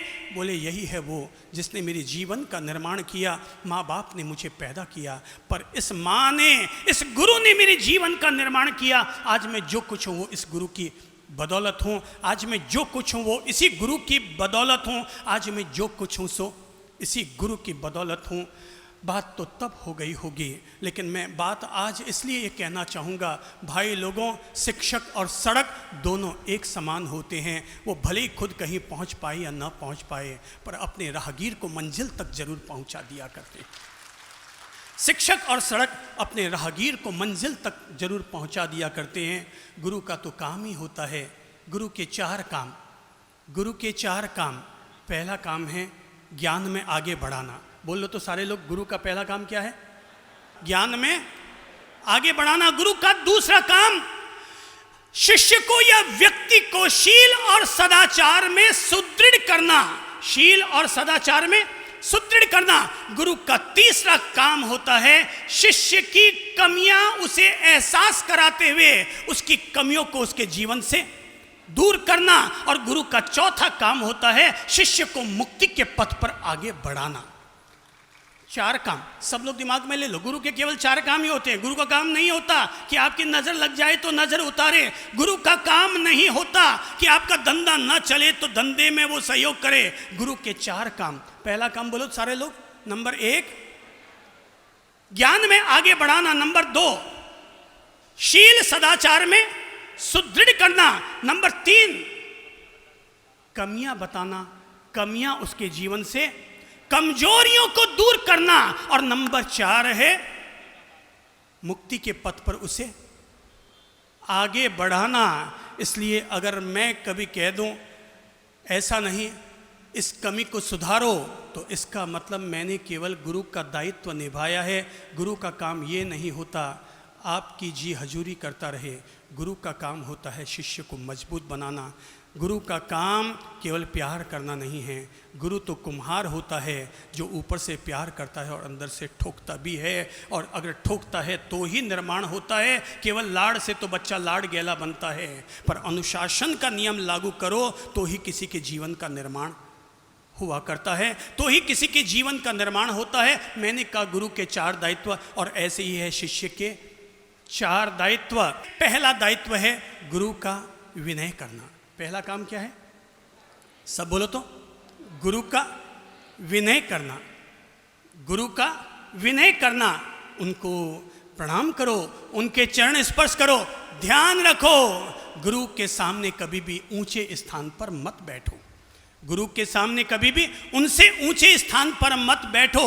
कोई अगर कहता है मेरे गोडे दुखते हैं, कुर्सी लगा के बैठ जाऊं, भाई साहब तेरे गोडे इतने नहीं दुखते जितना तूने अपने मन को कमजोर कर लिया है। अभी अगर आपके पास में एक सांप पीछे चला आए, आप ऐसे दौड़ेंगे जैसे कोई 20 साल का युवक दौड़ता है, तब गोडे के दर्द अपन भूल जाएंगे। काया बाईसा को ज्यादा माथे चढ़ाओगे तो बुढ़ापे में कोई 1 गिलास पानी पिलाने वाला भी नहीं मिलने वाला है। इसलिए अपनी बॉडी में अकड़पन मत आने दो। गुरु का विनय करो। गुरु से ऊंचे मत बैठो, गुरु के बराबर मत बैठो, गुरु से ज्यादा ऊंची आवाज में मत बोलो, गुरु से इतना धीमे भी मत बोलो कि गुरु को 4 बार कहना पड़े भाई कहीं कहो है। ओहो, गुरु की मर्यादाओं का ध्यान रखो। गुरु का विनय भाव हमारे भीतर होना चाहिए। गुरु सबसे ज्यादा अगर किसी चीज से संतुष्ट होते हैं तो विनय भाव से ही गुरु तत्व संतुष्ट और प्रसन्न हुआ करता है। इसीलिए मैंने कहा गुरु के प्रति आदर भाव व्यक्त करो। आप लोग अगर अबुठियो बोलते हैं कि तिखुत तो बोलते हैं। जैन धर्म में एक व्यवस्था है गुरु को प्रणाम करने की। हिंदू धर्म में जाते हैं तो वहाँ लोग सीधा जाते ही चरण छूते हैं, पर जैन धर्म वालों ने गुरु के प्रति विनय भाव समर्पित करने के लिए पूरा एक विधि बना दी है। और विधि ये है, पहले बोलते हैं इच्छामी खमा स मणो वंदी जावणी जाए निसी आए मथेण वंदा में। तो जो विधि बनाई गई है उसके 3 चरण हैं। पहले चरण में होता है वंदन। गुरुजनों के लिए बोलने के लिए शब्द है मथ एण वंदामी यानी वंदन करता हूँ। नंबर दूसरा है सुखसाता पूछते हैं, कुशल क्षेम पूछते हैं। तीसरा है हमारे द्वारा आपके प्रति कोई भी गलती हो गई हो तो उसके लिए क्षमापना हम संपन्न करते हैं। चाहे अबूठ्यो बोलो चाहे तिखुत्तो बोलो, दोनों का मीनिंग एक ही होता है। दोनों का मीनिंग एक ही होता है। तो परंपरा वालों ने अपने अपने भेद रखने के लिए अपनी अपनी व्यवस्थाएं दे दी है। दोनों का मीनिंग एक होता है, विनय भाव ज़रूर होना चाहिए। अगर सड़क पर आपको गुरु मिल जाए, आप कार में जा रहे हैं तो वहीं कार में बैठे बैठे यूँ मत करो हेलो, फ्रेंड को करना हेलो। अगर गुरु मिल जाए आपके, कार से नीचे उतरो, चरण छू करके आगे बढ़ो। अगर तुम कभी किसी विश्वविद्यालय के कुलपति बन जाओ तब भी प्राइमरी की पढ़ाई जिस टीचर से की है उसका सम्मान करना कभी मत भूलो। भले किसी यूनिवर्सिटी के वाइस चांसलर बन जाओ तब भी जिससे आपने कुछ सीख रखा है, प्राइमरी क्लास का टीचर, उसका भी सम्मान करना सीखो। मैंने कभी सुना था कि महात्मा गांधी आए थे किसी सभा में, और महात्मा गांधी जब सभा में आए थे तो देखा कि उनका प्राइमरी क्लास का टीचर नीचे ज़मीन पर बैठा है। वो पहचान गए, झट से अपने स्थान पर खड़े हुए और जाकर के वहाँ पब्लिक के बीच में जाकर के उनके साथ बैठ गए। गुरु ने कहा, ए गांधी ये तू क्या करता है, तू तेरे जा, तू बहुत बड़ा आदमी बन गया, तू राष्ट्रपिता कहलाता। अरे मैं कुछ क्या हूँ, अरे मेरी क्या औकात है, मैं तो प्राइमरी स्कूल का टीचर रहा हूँ, तू जा ऊपर जाके बैठ, अब तो राष्ट्रपिता कहलाता है, तू वहाँ जाकर के बैठ। तब गांधी ने कहा था, ए मेरे गुरुदेव, आपने गांधी को इतना समर्थ तो ज़रूर बना दिया है कि अगर वो ज़मीन पर बैठेगा तब भी राष्ट्रपिता तो ज़रूर कहलाएगा। अगर वो ज़मीन पर बैठेगा तब भी राष्ट्रपिता तो ज़रूर कहलाएगा। ऐसा नहीं कि ऊपर बैठने से ही मेरा मान बढ़ेगा, मैं ज़मीन पर बैठूंगा तब भी मेरा उतना ही मान रहेगा। गुरु का विनय करो। नंबर दूसरा, गुरु की मान मर्यादा रखो। तीसरा काम, गुरु के पास बैठकर उनका ज्ञान अर्जित करो। चौथा काम, गुरु की वाणी को, उनके वचनों को, उनके संदेशों को जन जन तक फैलाओ, गांव गांव तक ले जाकर फैलाओ। ये भी अपने आप में गुरु की सबसे बड़ी सेवा होगी। केवल आहार करवाना ही सेवा नहीं है, बल्कि उनके वचनों को जन जन तक पहुंचा करके और जन जन का कल्याण करना, ये भी गुरु की सेवा है। मैंने तो सिख धर्म से ये सीखा है कि अगर उनको ज़रूरत पड़ जाती तो वो लोग वहाँ पर मर मिट भी, गुरु के लिए मर मिटने को भी वो लोग तैयार हो जाया करते थे। वो लोग गुरु के लिए मर मिटने को भी तैयार हो जाया करते थे। हम लोग, मैं मर मिटने की बात तो नहीं कहता, पर आज जब गुरु पूर्णिमा है तो आज मैं केवल आप लोगों को अपने जीवन में ज्ञान का उजाला लेने के लिए केवल एक छोटा सा नियम दिला देता हूं। और छोटा सा नियम, सावन भादवा 2 महीने के लिए आप सब लोगों को केवल एक छोटा सा नियम दिला रहा हूं। और नियम यह है, रोजाना आप जिस धर्म के अनुयायी हैं उस धर्म की आराधना का, पाठ का एक लाइन रोजाना याद करना। क्या करना? क्या करना? एक लाइन। कितनी लाइन कही मैंने? कितनी लाइन? थोड़ा अंगुली ऊपर करके कहो तो कितनी लाइन? एक लाइन। आप चाहे भक्तामर को याद कर सकते हैं, आप चाहे मंदिर विधि को याद कर सकते हैं, आप चाहे ऋषि मंडल स्तोत्र को याद कर सकते हैं, आप चाहे शिव स्तोत्र को याद कर सकते हैं, आप चाहे हनुमान चालीसे को याद कर सकते हैं, आप चाहे दादा गुरुदेव 31 को याद कर सकते हैं। जो जिस धर्म का अनुयायी हो, पर अपने धर्म की एक लाइन अगर रोजाना हम याद करते हैं तो 60 दिन में 2 महीने में आपको भक्तामर भी याद हो जाएगा, ऋषि मंडल स्तोत्र भी आपको याद हो जाएगा। और जब कोई धर्म की चीज आपको याद होगी तो आप प्रतिदिन सुबह बैठकर आराधना में उसका पाठ करेंगे तो आपके तन मन आत्मा में जो भक्ति का स्वर, जो भक्ति की तरंग पैदा होकर के आएगी, वो आपके तन मन आत्मा को निर्मल और उज्जवल करेगी। मैंने कितनी लाइन कही? एक लाइन को याद करने में कितना टाइम लगता होगा? 5 मिनट। चलो अपन 5 मिनट मान लेते हैं। एक ने कहा 2 मिनट, एक ने कहा 3 मिनट, एक ने कहा 5 मिनट। अपन 5 मिनट भी अगर मान लेते हैं, और मैं आपसे कहता हूं अगर आपने 2 महीने के लिए अगर 5 मिनट का समय रोज निकाल लिया तो एक लाइन अगर आपने याद की 2 महीने में कितना याद हो जाएगा? बताओ तो कितना याद हो जाएगा? भाई साहब, जिस दिन आपने 15 लाइन याद कर ली ना, तो 16वें दिन आपके भीतर अंदर इतनी रुचि और इतने भाव पैदा हो जाएंगे कि आप एक दिन में 6 लाइन 8 लाइन याद करना शुरू कर देंगे। कोई भी व्यक्ति अगर केवल 2 महीने तक 3 महीने तक 1 लाइन रोजाना याद करने का नियम बना ले, मैं कहूंगा उसको मंत्र की विधि, सामायिक की विधि, प्रतिक्रमण की विधि, सुबह की आराधना की विधियां उसको याद होनी शुरू हो जाएगी। अपन सब लोग ज्ञान के मामले में बिल्कुल ठोठ साबित हो रहे हैं, किसी को कुछ याद नहीं है इसलिए कोई कुछ कर नहीं पा रहा है। मैं कहूंगा आज जब गुरु पूर्णिमा है, छोटा सा नियम ले लो, आप हमारे पास आ जाओ। आपको लगता है आपको शुद्ध उच्चारण करना नहीं आता, आप रोजाना दोपहर में 3 बजे हमारे पास चले आया करें। 3 से 3:30 बजे तक रोजाना 1 लाइन याद करने के लिए चले आएं। या आप अपने अगल बगल में जो भी पढ़ा लिखा आदमी रहता है उसको कह दो भैया इसका शुद्ध उच्चारण करना सिखा दो, 1 लाइन रोजाना याद करना शुरू कर दो। 1 लाइन आप याद कीजिए, वो 1 लाइन आपको सीढ़ी से मंजिल तक पहुंचाने में बहुत बड़ी मदद कर देगी। बाकी गुरु पूर्णिमा का दिन तो कितने लोग हैं जो मन बना रहे होंगे कि 1 लाइन रोज याद कर लेंगे? कितने लोग हैं? कोई अगर कमजोर हो तो भाई अभी भी उनको प्रेरणा देता हूं, 1 लाइन याद करो, 1 लाइन याद करो। वो 1 लाइन आपको बहुत पार लगाएगी। लगभग 95% लोगों ने हाथ खड़ा कर दिया था। मैं जो 5% लोग कमजोर पड़ रहे हैं मैं उनसे फिर दोबारा कहता हूं, दोबारा हाथ खड़ा करके बताइए तो 1 लाइन, चाहे हनुमान चालीसा याद करो, दादा गुरुदेव इक्तीसा याद करो, पारस इक्तीसा याद करो, भक्तामर करो। दोबारा हाथ उठाइए, मैं देखना चाहता हूं कौन लोग नहीं है जिनका मैं उनको प्रेरित करूं और उनसे कहूं तुम जिस धर्म के अनुयायी हो उसकी कम से कम 1 लाइन तो रोज याद करने के भाव रखो। अरे वेरी गुड, ये देखो ब्लैक कमांडो लोगों ने भी हाथ खड़ा कर दिया कि हम भी रोजाना अपने धर्म की 1 लाइन जरूर याद करेंगे।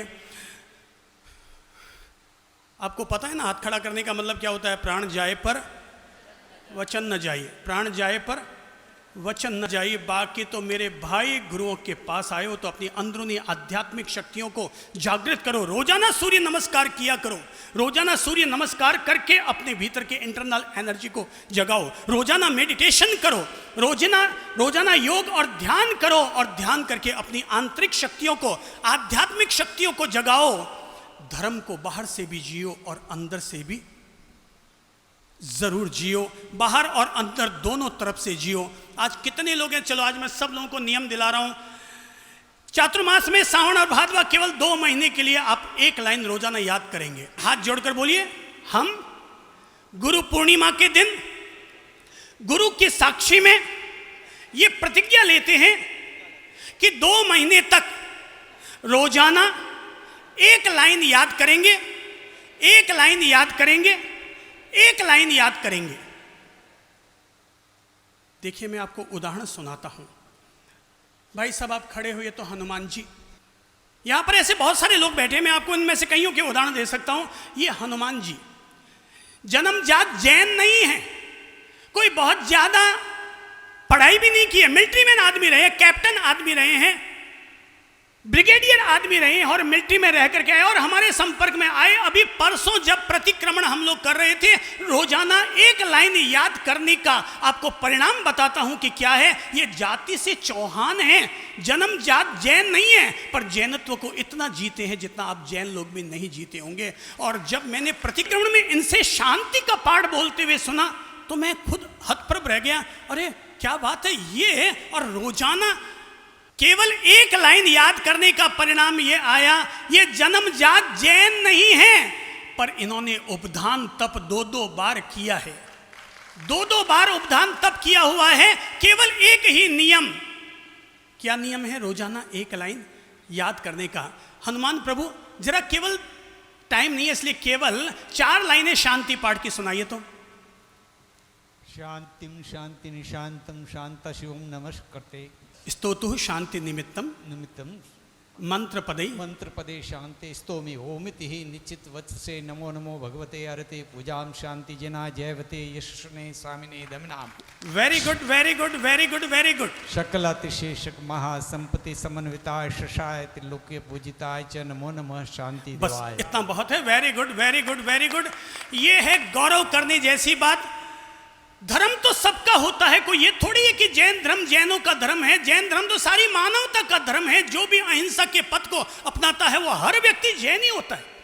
मैं कहता हूं केवल एक लाइन रोजाना याद करो। सभी लोगों ने जिन्होंने व्रत लिया है, संकल्प लिया है, वो बिल्कुल पूरी तरह याद रखिएगा कि हम आज से संकल्प लेते हैं कि आज के बाद 2 महीने के लिए रोजाना धर्म की एक लाइन जरूर याद करेंगे। धर्म की एक लाइन जरूर याद करेंगे। जो जिस धर्म का अनुयायी हो, सारे धर्म अच्छे होते हैं, सारे आराधना पाठ अच्छे होते हैं। केवल एक लाइन रोजाना याद करने का नियम। जितने लोगों ने नियम लिया है वो खुद अपने सम्मान में ताली बजाओ। एक बात हाँ जी, मैंने भी ये जोधपुर में चतुर्मास था, मैं आपके साथ वहाँ रह रहा था, उसी टाइम सीखा था ये। Very good. जोधपुर में चातुर्मास था, उस समय इन्होंने सीखा। ऐसे बहुत सारे लोग हैं। चलिए पहले अपन लोग कमर सीधी कीजिए, हाथ जोड़िए और सभी लोग साथ साथ बोलेंगे, नमो अरिहंताणं नमो सिद्धाणं नमो आयर्याणं नमो उवज्झायाणं नमो लोये सव्व साहुणम्। ईसो पंचणमुक्कारो सव्व पावपणासणो मंगलाणंच सव्वेसिं परमं हवै मंगलम् परमं हवै मंगलम् परमं हवै मंगलम्। सबसे पहले हम अपने तन मन आत्मा की आत्मरक्षा का कवच पहनते हैं। अपने शरीर के संपूर्ण अंगों की रक्षा का हम स्तोत्र पाठ करते हुए स्वयं के लिए रक्षा कवच पहनते हैं। ओम परमेष्ठी नमस्कारम सारम नवपदात्मकम आत्मरक्षाकरम वज्र पंजराभम स्मराम्यहम्। ओम नमो अरिहंताणं। सिर पर हाथ रखिए। शिरस्कम शिरस स्थितम। ओम नमो सव्व सिद्धाणं। मुखे मुखपटं वरम्। ओम नमो आयर्याणं। अंगरक्षातिशायिनी। ओम नमो उवज्झायाणम्। आयुधं हस्तयोर्दृढम्। ओम नमो सव्वसाहुणम्। मोच के पादयो शुभे। सब बोलो, मोच के पादयो शुभे। एसो पंचणमुक्कारो एसो पंच शिलावज्रमयी तले। सव्वपावपणासनो वप्रो वज्रमयो बहिः। मंगलाणंच सव्वेसिं खादिरांगारखातिका। स्वाहान्तं च पदं ज्ञेयम् परमं हवै मंगलम्। वप्रो परिवज्रमयम् पिधानं देहरक्षणे। महाप्रभावारक्षेयम् क्षुद्रोपद्रवनाशिनी। परमेष्ठी पदुद्भूता कथिता पूर्वसूरिभिः। यश्चैवं कुरुते रक्षां परमेष्ठी पदै हृदः। तस्य न स्याद्भयं व्याधि राधेश्चापि कदाचन। राधेश्चापि कदाचन। जिसके मन में जो मनौती हो वो अपनी धारणा कर लीजिए। जो चीज़ उन्हें पूरी करनी हो उसके मन में धारणा कर लीजिए और उसी धारणा के भाव के साथ बड़ी महामांगल का पहले श्रवण कीजिए। ओम ह्रीं श्रीं श्री आदिनाथाय नमो नमः। ओम नमो पार्श्वनाथाय धरणेन्द्र पद्मावती सहिताय विसहर स्फुलिंग मंत्राय। ओम ह्रीं अर्हं श्री चिंतामणि पार्श्वनाथाय, श्री स्तंभन पार्श्वनाथाय, श्री शंखेश्वर पार्श्वनाथाय, श्री जीरावला पार्श्वनाथाय, श्री नागेश्वर पार्श्वनाथाय, श्री नाकोड़ा पार्श्वनाथाय। मम रक्षां कुरु कुरु स्वाहा, मम रक्षां कुरु कुरु स्वाहा, मम रक्षां कुरु कुरु स्वाहा। मम मनोवांछित पूरय पूरय स्वाहा, मम मनोवांछित पूरय पूरय स्वाहा, मम मनोवांछित पूरय पूरय स्वाहा। मम सर्वरोग शोक नाशय नाशय स्वाहा, मम सर्व शोक नाशय नाशय स्वाहा। ओम ह्रीं श्रीं क्लीं ब्लूं अर्हं श्री जिनदत्त कुशल सूरि एहि एहि वरं देहि देहि सुप्रसन्नो भव मम समिहितं कुरु कुरु ह्रीं स्वाहा। ओम भगवती पद्मावती लक्ष्मीदायिनी वांछा पूर्णी रिद्धिं सिद्धिं जयं विजयं कुरु कुरु स्वाहा, जयं विजयं कुरु कुरु स्वाहा, जयं विजयं कुरु कुरु स्वाहा।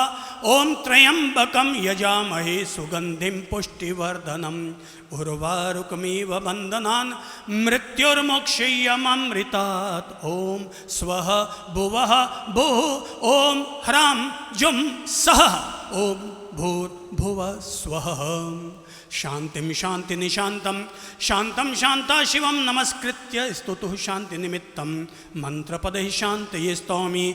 ओम इति निश्चितवत्से नमो नमो भगवते अर्हते पूजां शान्तिजनाय जयवते यशस्विने स्वामिने दमिनां सकलातिशैषक महासंपत्ति समन्विताय शस्याय त्रैलोक्य पूजिताय च नमो नमः शांतिदेवाय सर्वामर सुसमूह स्वामिक संपूजिताय निजिताय भुवन जनपालनोद्यततमाय सततं नमस्तस्मै सर्वदुरितौघनाशनकराय सर्वाशिव प्रशमनाय दुष्टग्रह भूतपिशाच शाकिनीनां प्रमथनाय यस्येति नाम मंत्र प्रधानवाक्योपयोग कृततोषा विजया कुरुते जनहितमिति च नुतानमततं शान्तिम् भवतु। नमस्ते भगवती विजये सुजये परापरैरजिते अपराजिते जगत्यां जयतीति जयावहे भवती। सर्वस्यापि च संघस्य भद्रकल्याणमङ्गलप्रददे साधूनां च सदाशिवसुतुष्टि पुष्टि प्रदेजिया भव्यानां कृतसिद्धे निर्वृत्ति निर्वाणजननि सत्त्वानाम् अभयप्रदान निरते नमोस्तु स्वस्ति प्रदे तुभ्यं। भक्तानां जन्तूनां शुभावहे नित्यमुद्यते देवी सम्यक् दृष्टिनां धृतिरतिमति बुद्धि प्रदानाय जनशासन निरतानां शांतिनतानां च जगति जनतानां श्री संपत् कीर्ति यशोवर्धनी जय देवी विजयस्व। सलिलानल विष विषधर दुष्टग्रह राजरोग रण भयतः राक्षस रिपुगणमारी चौरेति श्वापदा दिव्य अथ रक्ष रक्ष सुशिवं कुरु कुरु शांतिं च कुरु कुरु सदेति तुष्टिं कुरु कुरु पुष्टिं कुरु कुरु स्वस्तिं च कुरु कुरु त्वं भगवती गुणवती शिव शांति तुष्टि पुष्टि स्वस्ति कुरु कुरु जनानां। ओम इति नमो नमः ह्रां ह्रीं ह्रूं र यक्ष ह्रीं फुट फुट स्वाहा। एवं यन्नामाक्षर पुरस्सरं संस्तुता जया देवी कुरुते शांतिं नमतां नमो नमः शान्तये तस्मै इति पूर्व सूरि दर्शित मंत्रपद विदर्भितस्तवः शान्ते सलिलादि भय विनाशी शान्त्यादिकरस्य भक्तिमताम्। ओम ह्रीं श्रीं धृतिमति कीर्ति कांति बुद्धि लक्ष्मी मेधा विद्या साधन प्रवेश निवेशनेषु सुगृहित नामानो जयन्तु ते जिनेन्द्रः। ओम श्री रोहिणी प्रज्ञप्ति वज्र श्रृंखला वज्रांकुशा अप्रतिचक्रा पुरुष दत्ता काली महाकाली गौरी गांधारी सर्वास्त्र महाज्वाला मानवी वैरोट्याक्षुप्ता मानसी मामांसी एता षोडश विद्या देवी हो रक्षन्तु मे स्वाहा।